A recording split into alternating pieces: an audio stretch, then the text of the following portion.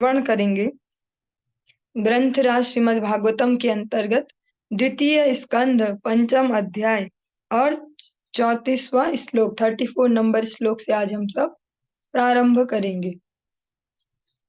ओम नमो भगवते वासुदेवाय।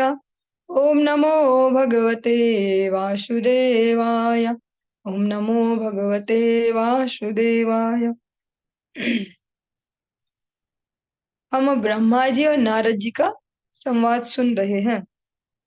वर्ष पूग सहस्त्रांते तदंड मुदकेशयम् काल कर्म स्वभावस्थो जीवो जीवम जीवयत। इस प्रकार सारे ब्रह्मांड हजारों युगों तक जल के भीतर कारण जल में पड़े रहे। समस्त जीवों के स्वामी ने उनमें से प्रत्येक में प्रवेश करके उन्हें पूरी तरह सजीव बनाया। ये श्लोक हमने कल अंत में श्रवण किया था।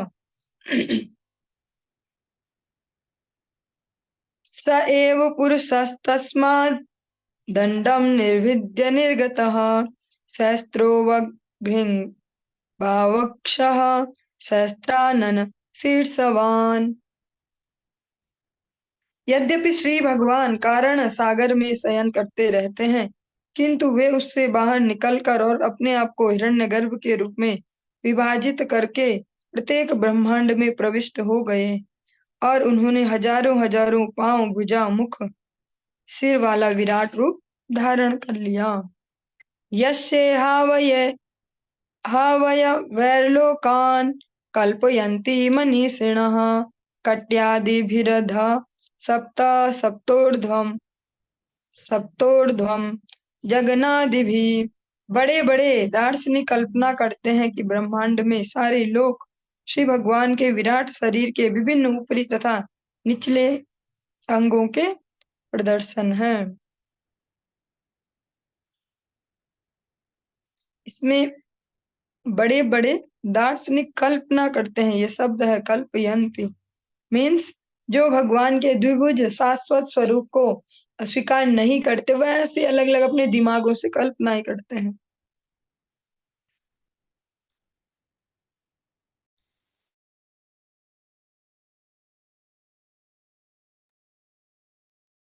पुरुषस्य मुखम ब्रह्म क्षत्रमेतस्य बाहवः पूर्वो वैश्यो भगवतः पदभ्याम शूद्रो व्यजायत।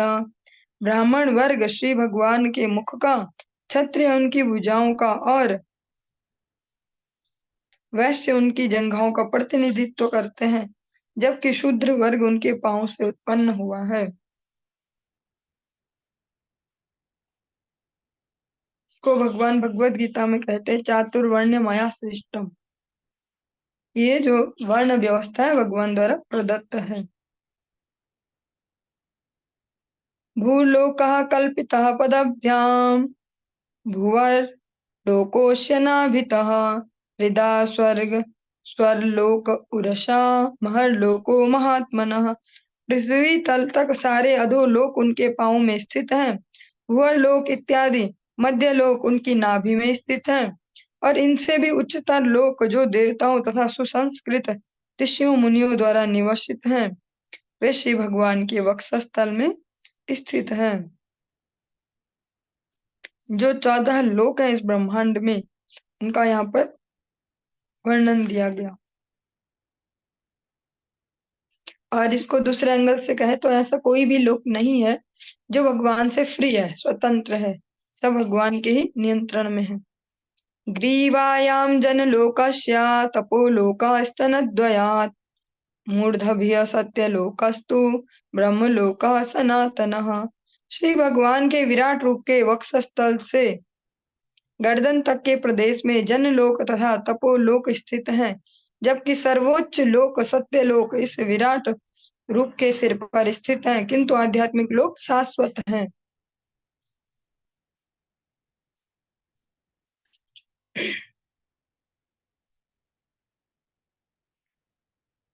तत्कट्यां चातलं क्लिप्त मुरुभ्यां वितलं विभो जानुभ्यां सुतलं शुद्धं जंघाभ्यां तु तलातलं महातलं तु गुल्फाभ्यां प्रपदाभ्यां रसातलं पातालं पादतलत् इति लोकमय पुमान्। हे पुत्र नारद, तुम मुझसे जान लो कि कुल 14 लोकों में से 7 निम्न ग्रह मंडल अधोलोक हैं। इनमें पहला लोक अतल है जो कटि में स्थित है, दूसरा लोक वितल जंघाओं में स्थित है, तीसरा लोक सुतल घुटनों में, चौथा लोक तलातल पिंडलियों में, पांचवा लोक महातल टखनों में, छठा लोक रसातल है जो पांव के ऊपरी भाग में स्थित है तथा सातवां लोक पाताल है जो तलवों में स्थित है। इस प्रकार श्री भगवान का विराट रूप समस्त लोकों से पूर्ण है।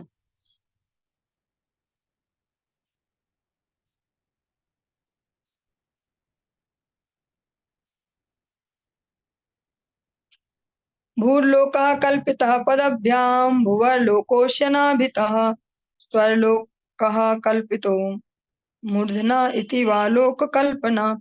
अन्य लोग संपूर्ण लोकों को 3 भागों में विभाजित कर सकते हैं। इनके नाम है परम पुरुष के पांवों तक पर अधोलोक जो पृथ्वी तक है, नाभि पर मध्यलोक तथा वक्षस्थल से सिर तक ऊर्ध्वलोक जो स्वर्लोक है। इस प्रकार जो हमारा द्वितीय स्कंद का 5वां अध्याय संपूर्ण होता है और हम षष्ठम जो अध्याय है, अध्याय 6 है, इसमें प्रवेश करते हैं। ब्रह्मोवाचा वाचाम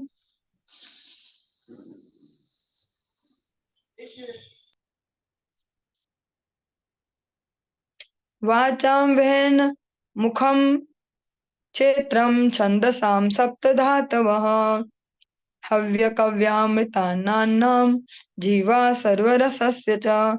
ब्रह्मा ने कहा, विराट पुरुष का मुख वाणी का उद्गम केंद्र है और उसका नियामक देव अग्नि है।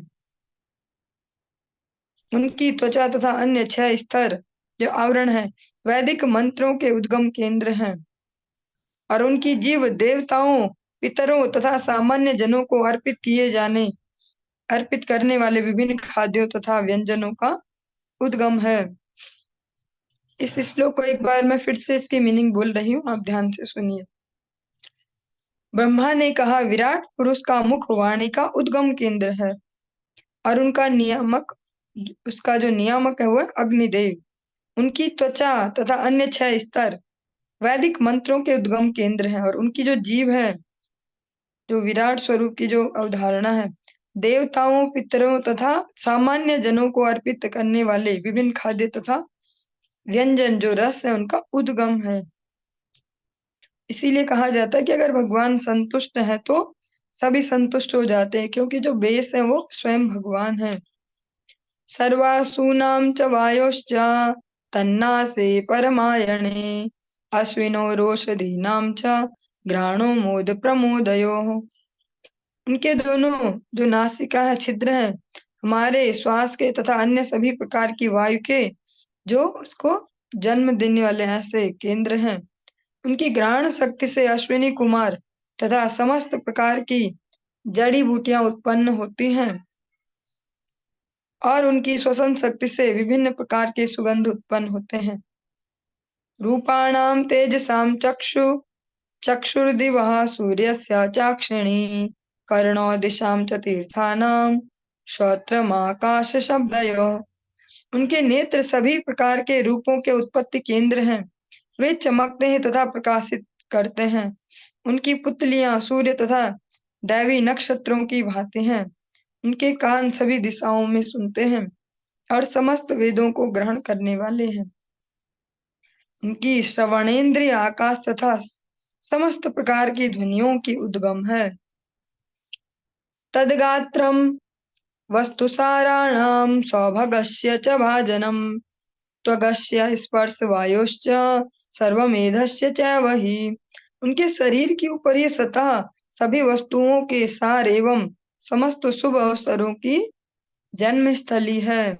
उनकी त्वचा गतिशील वायु की तरह सभी प्रकार के स्पर्श का उद्गम तथा समस्त प्रकार के यज्ञों को संपन्न करने का स्थान है।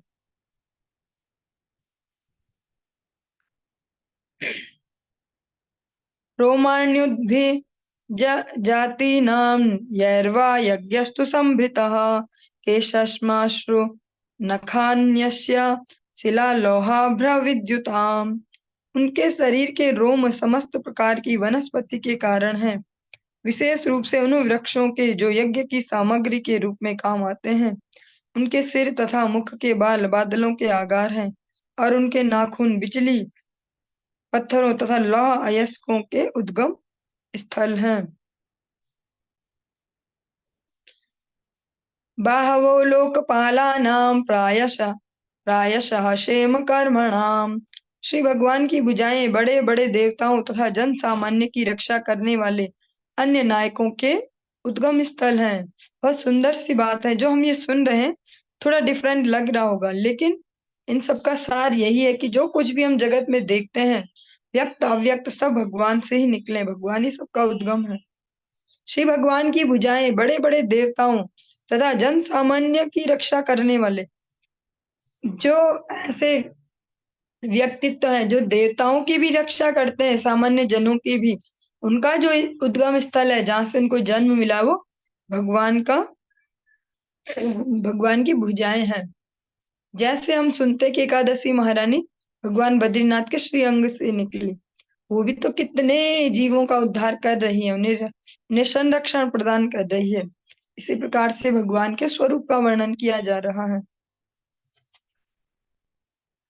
विक्रमो भूर्भुवस्वश्च क्षेमस्य शरणस्य च सर्वकामवरस्यापि हरेणश्चरण आस्पदम। श्री भगवान के अगले डग ऊर्ध्व अधो तथा स्वर्ग लोकों के एवं हमें जो भी चाहिए उसके आश्रय हैं। उनके चरण कमल सभी प्रकार के भय से सुरक्षा प्रदान करने का काम करते हैं। जो भगवान के श्री चरण कमल हैं वे सबको अभय प्रदान करते हैं। इस प्रकार से आप सभी एक सुंदर सा कीर्तन गाते भी होंगे। भजहूँ रे मना श्री नंदनंदन अभय चरणार विंद रे। जो भगवान के चरण हैं वही सबको अभय देने वाले हैं। जो भगवान के चरणों का आश्रय नहीं लेता उसके भय कभी समाप्त नहीं हो सकते। अपाम वीर्यस्य सर्गस्य प्रजनस्य प्रजन्यस्य प्रजापतेः पुंसः शिश्न उपस्थस्तु प्रजात्यानंद निर्वृते। श्री भगवान के जो वीर्य सृजन करता अवयव वर्षा तथा प्रजापतियों का जन्म होता है, उनके जो उस आनंद के कारण स्वरूप है, उनका जो भगवान का जो बोल सकते हैं जो बॉडी का निचला पार्ट है उससे वे उस आनंद के कारण स्वरूप हैं जिससे जन्म के कष्ट का प्रतिकार किया जा सकता है।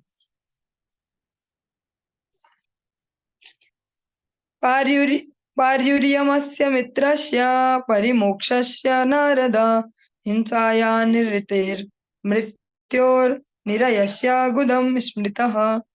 हे नारद, श्री भगवान के विराट रूप का गुदा द्वार मृत्यु के नियामक देव मित्र का लोक है और श्री भगवान की जो बड़ी आंत है उसका छोर ईर्ष्या दुर्भाग्य मृत्यु नरक आदि का स्थान माना जाता है। जो भगवान का विराट स्वरूप की संकल्पना है उसमें ये सब घटाया जा रहा है कि भगवान का कौन सा अंग किस चीज को रिप्रेजेंट करता है। पराभूतेर धर्मस्य तमश्चापि पश्चिमः नाड्यो नद नद नदीनां च गोत्राणाम संहति है। श्री भगवान की पीठ समस्त प्रकार की उद्विग्नता तथा अज्ञान एवं अनैतिकता का स्थान है। उनकी नसों से नदियां तथा नाले प्रवाहित होते हैं और उनकी हड्डियों पर बड़े बड़े पहाड़ बने हैं। अव्यक्त रस सिंधु नाम भूता नाम निधनस्य च उदरम विदितम पुंसो हृदय मनसा पदम। श्री भगवान का निराकार रूप महासागरों का आश्रय स्थान है और उनका उदर भौतिक दृष्टि से विनष्ट जीवों का आश्रय है। उनका हृदय जीवों के सूक्ष्म भौतिक शरीरों का आश्रय स्थान है। बुद्धिमान लोग इसे इस प्रकार से जानते हैं। धर्मस्य मम तुभ्यं च कुमाराणां भवस्य च विज्ञानस्य च सत्त्वस्य परस्यात्मा परायणम। तथापि उन महापुरुष की चेतना धार्मिक सिद्धांतों का मेरा, तुम्हारा तथा चारों कुमारों सनक, सनंदन, सनातन तथा सनत कुमार का निवास स्थान है। यही चेतना सत्य तथा दिव्य ज्ञान का निवास स्थान है। अहम भवान भवश्चैव त इमे मुनयोऽग्रजाः सुरासुरनरा नागा खगा मृगसरीसृपाः गन्धर्वाप्सरसो यक्षा रक्षो भूतगणोरगाः पशवः पितरः सिद्धा विद्याद्रा चारणाद्रुमा अन्ये च विविधा जीवा जलस्थल नभोकशः ग्रक्षकेतवस्तारास्तडितः स्तन इत्नवः सर्वं पुरुष एवेदं भूतं भव्यं भवच्च यत् तेनेदमावृतं विश्वं वितस्तेमधि तिष्ठति। मुझसे मीन्स ब्रह्मा जी खुद को कह रहे हैं, मुझसे लेकर तुम तथा भव, भव किनका नाम है? जो भोलेनाथ है, जिनको हम शिव जी कहते हैं, उनका नाम है भव। जैसे सुनते ना भवानी, शिवानी, ये जो दुर्गा देवी है उनके अलग नाम है, तो वो इसीलिए भवानी है कि भव की शक्ति है, शिवानी इसलिए कि शिव की शक्ति है।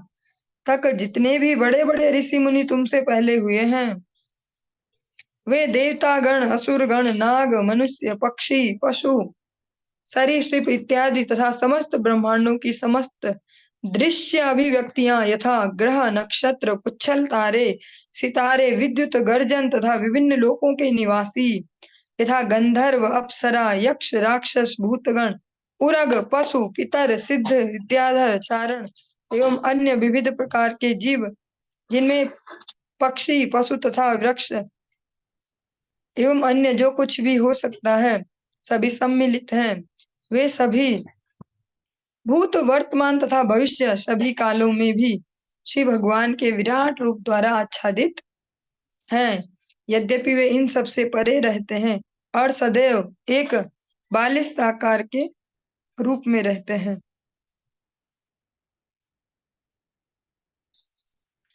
जिन भगवान को पूर्ण पुरुषोत्तम भगवान अपनी आंशिक अभिव्यक्ति द्वारा, जब वो परमात्मा के रूप में रहते तो 9 इंच से अधिक उनका माप कभी नहीं होता। वे अपनी योग माया से विराट रूप में विस्तार करते हैं, जिसमें चराचर जीवों की विभिन्न जो प्रजातियां हैं उनके रूप में व्यक्त अजैविक और जैविक सब वस्तुएं आ जाती हैं। भगवान जब अपने विराट रूप का प्रकाश करते हैं तो उसमें सारी जो जैविक और अजैविक सारे जितने भी व्यक्त हैं, उनकी जितनी भी स्पीसीज हैं, सब उसमें दिखाई देती हैं। स्वधिष्ण्यम प्रतपन प्राणो बहिश्च प्रतपत्यश एवं विराजम प्रतपस्त तपत्यंत बर्हि पुमान। सूर्य अपने विकिरणों का विस्तार करके भीतर तथा बाहर प्रकाश वितरित करता है। इसी प्रकार से श्री भगवान अपने विराट रूप का विस्तार करके इस सृष्टि में प्रत्येक वस्तु का आंतरिक तथा बाह्य रूप से पालन करते हैं। सो अमृतस्याभयस्येषो मर्त्यमन्नम यदत्यगात् महिमैस ततो ब्रह्मन् पुरुषस्य दुरत्ययः। पूर्ण पुरुषोत्तम भगवान अमरता तथा निर्भयता के नियंत्रक हैं और वे भौतिक जगत के मृत्यु तथा सकाम कर्मों से परे हैं। हे ब्राह्मण नारद, इसलिए परम पुरुष के यश का अनुमान लगा पाना कठिन है। भगवान के यश का, भगवान के ऐश्वर्य का सही सही अनुमान लगा पाना अत्यंत कठिन है, क्योंकि वे अमरता और निर्भयता के नियंत्रक हैं। मीन्स जो भी अमरता कहा जाता है वो भी भगवान के कंट्रोल में है।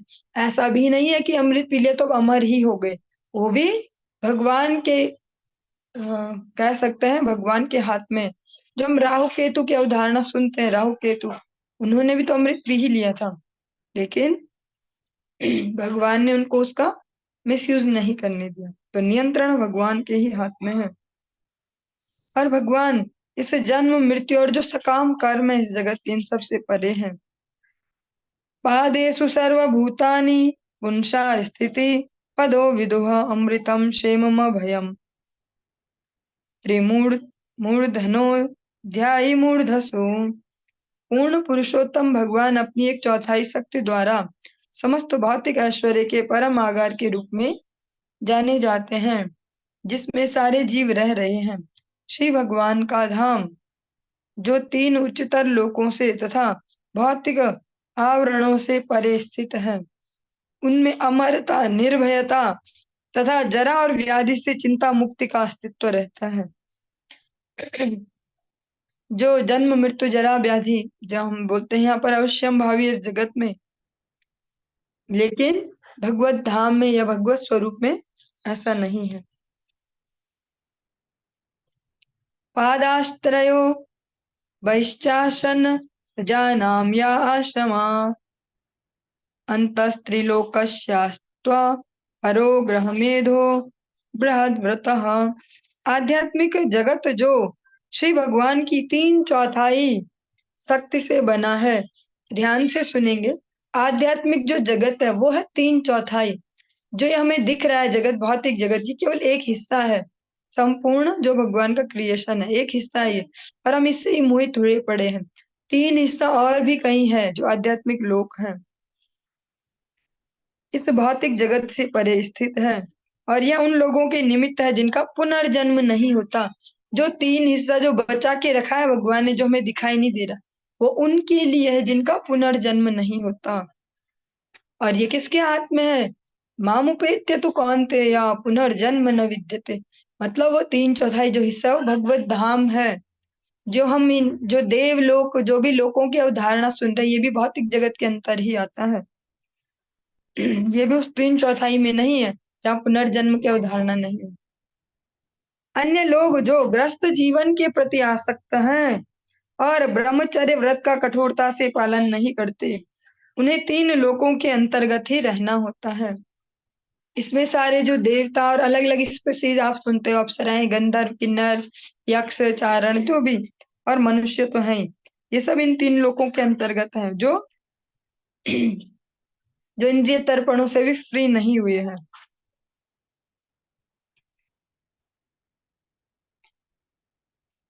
श्रुति विचक्रमे विश्वंग शासनानसने उभे यद विद्या च पुरुषस्तु भयाश्रयः। सर्वव्यापी भगवान अपनी शक्तियों के कारण व्यापक अर्थों में नियंत्रण कार्यों के तथा भक्तिमय सेवा के स्वामी हैं।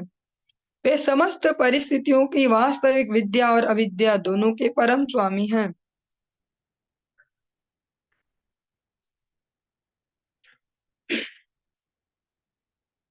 वे समस्त परिस्थितियों की वास्तविक विद्या और अविद्या दोनों के परम स्वामी हैं।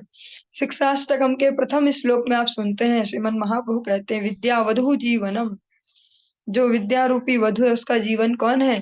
भगवान नाम। और भगवान का नाम अभिन्न है।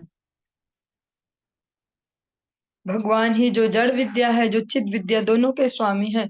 अतः जड़ विद्या का भी, जो इस जगत में हम एजुकेशन जिसको कहते हैं किसी भी फील्ड में, उसका भी अपने मंगल में उपयोग वो कर पाएगा जो भगवत शरणापन्न हो, भगवत शरण में हो। यस्मादंडम विराट जज्ञे भूतेन्द्रिय गुणात्मकः तद द्रव्यमत्यगाध विश्वम गोभिय सूर्य इवातपन। श्री भगवान से सारे ब्रह्मांड तथा समस्त भौतिक तत्वों, गुणों एवं इंद्रियों से युक्त विराट रूप उत्पन्न होते हैं। फिर भी वे ऐसे भौतिक प्राकट्यों से उसी प्रकार पृथक रहते हैं जिस प्रकार सूर्य अपनी किरणों तथा ताप से पृथक रहता है। भगवान से समस्त ब्रह्मांड, भौतिक तत्व, सारे गुण, सत्व रजो तम जिनको कह सकते हैं, या जो इंद्रियों से युक्त जो विराट रूप है, वो श्री भगवान जो भगवान कृष्ण है उनसे उद्भूत है, फिर भी ऐसे भौतिक प्राकट्यों से, लेकिन भगवान से ही सब निकल रहा है, पर भगवान उससे आसक्त नहीं है। हम एक छोटा सा वर्क भी करते तो उसमें आसक्त हो जाते हैं। मैंने रोटी पकाई, वेस्ट कर दी तुमने, मैंने रोटी पकाई, तुमने ऐसे किया। ये छोटा सा एग्जाम्पल है। बड़े बड़े एग्जाम्पल आप सभी जानते हैं कि मैंने ये घर बनाया इतना खून पसीना से, या मैंने ये बिजनेस जोड़ा, या मैंने इन रिलेशंस को जोड़ के रखा था आज तक, तुमने सब बर्बाद कर दिया। ऐसे जो जो भी हम कहते हैं, हम उसमें आसक्त हो जाते हैं, जो भी हमारी क्रिया है। लेकिन भगवान के विषय में कहा जा रहा है भगवान से सब उद्भूत है, लेकिन भगवान वैसे ही उससे फ्री रहते हैं। कैसे? जैसे सूर्य जो देव है, वे अपनी जो ऊर्जा है, जो उष्मा है, जो किरणें हैं, उनसे अलग है। किरणें तो कहीं कहीं भी जा रही हैं, लेकिन सूर्य उनसे फिर भी अलग है। सूर्य वो सब फील नहीं कर पा रहे जो किरणों का हो रहा। सूर्य उसमें लिप्त नहीं है, ऐसे ही भगवान संसार में लिप्त नहीं है। यदास्य नाभ्यान नलिना दहमाशं महात्मनः नाविदं यज्ञ संभारान पुरुषा वया वा नृते। जब मैं महापुरुष श्री भगवान के नाभि कमल से उत्पन्न हुआ था, तब मेरे पास यज्ञ का अनुष्ठान करने के लिए उन महापुरुष के शारीरिक अंगों के अतिरिक्त अन्य कोई सामग्री नहीं थी।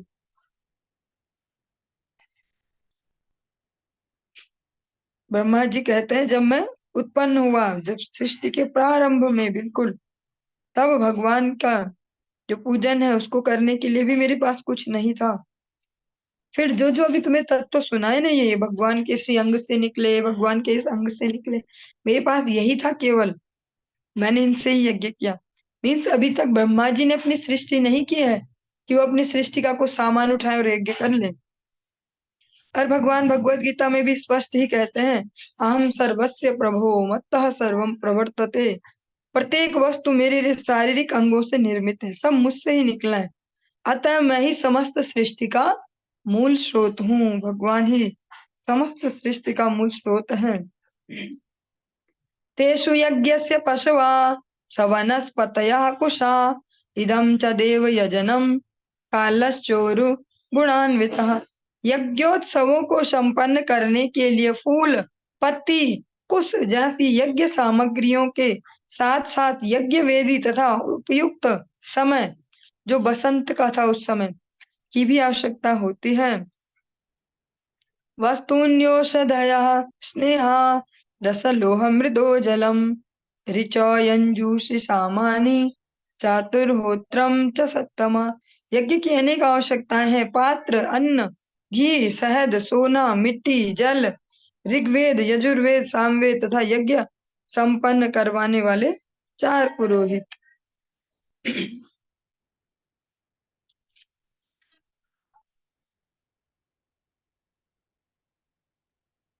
नामधेयानि मंत्राश्च दक्षिणाश्च व्रतानि च देवानुक्रमः कल्पः संकल्पस्तंत्रमेव च। यज्ञ की अनेक आवश्यकताओं में, जो यज्ञ की अनेक आवश्यकताएं हैं, उनमें देवताओं का विभिन्न नामों से विशिष्ट मंत्रों और दक्षिणा के व्रतों द्वारा आवाहन सम्मिलित है। ये आवाहन विशिष्ट प्रयोजनों से तथा विशिष्ट विधियों द्वारा विशेष शास्त्र के अनुसार होने चाहिए। गतयो मतयश्चैव प्रायश्चित्तं समर्पणम् पुरुषावयवरेते संभाराः संभृता मया। इस प्रकार मुझे श्री भगवान के शारीरिक अंगों से ही यज्ञ के लिए इन आवश्यक सामग्रियों की तथा साज सामान की व्यवस्था करनी पड़ी। देवताओं के नामों के आह्वान से परम लक्ष्य श्री विष्णु की क्रमशः प्राप्ति हुई और इस प्रकार प्रायश्चित तथा पूर्णाहुति संपन्न हुई। चलिए आज की इस चर्चा को यहीं पर ही विराम देंगे, आगे कल कंटिन्यू करेंगे। हरे